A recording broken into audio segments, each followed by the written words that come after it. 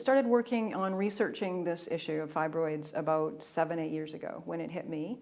And back then, the kind of information that was available was very medical. So if you look it up in Google, for instance, what you get was terminology. And also back then, there wasn't really much in the way of cures. In fact, or treatments. In fact, what you'd see first is the word tumors and freak out, because you thought you had cancer now suddenly. So it made it very hard to even want to look up more and find out more about it. But you know, things change in your body and you have to. So onto Google I went. I learned as much as I could about it, and I went to see. By then I had already moved to Nova Scotia.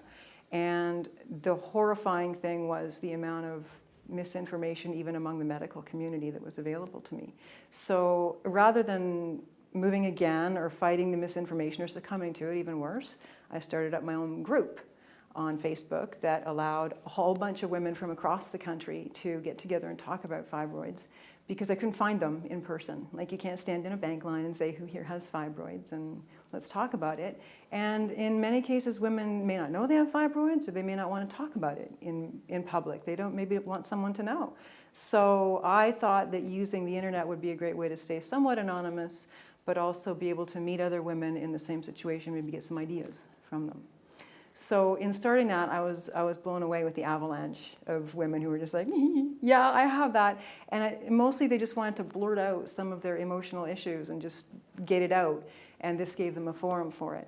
What it did for me, though, was it helped me build a group large enough that Health Canada would take me seriously.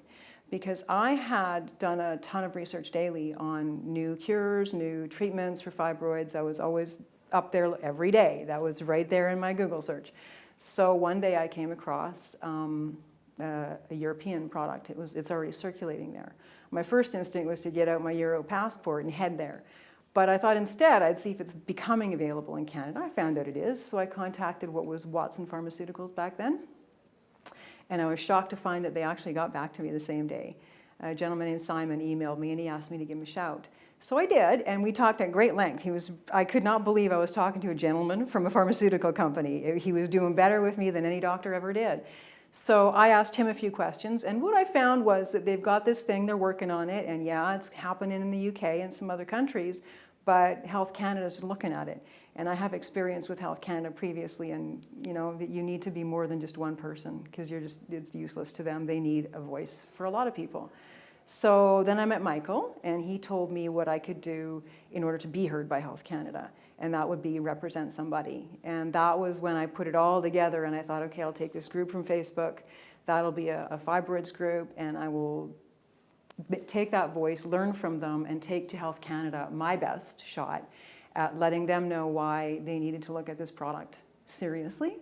And to my mind, just get that foot in the door, because it was the first product ever that addressed fibroids, not bleeding, not pain, not, not hormones, but fibroids.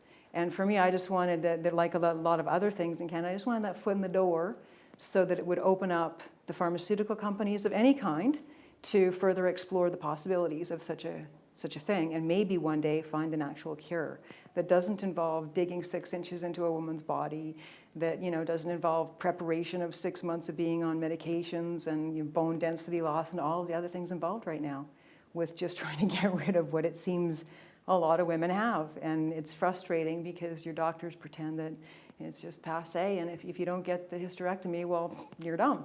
You're just dumb. What do you want to do, bleed to death? And that's, all these women have faced the same problems and the same issues, and I can see that they're just a little sick and tired too. So that is kind of my condensed version of my story. And here I am today, suddenly find myself championing for a whole bunch of women. And hopefully I can do some good, because I do want to make this so that it's not a problem for my kids, my niece, my nephews, and their wives. And nobody should have to go through this shit, nobody. And for that reason, I will probably stick it out beyond what I should, but I'm going to do it.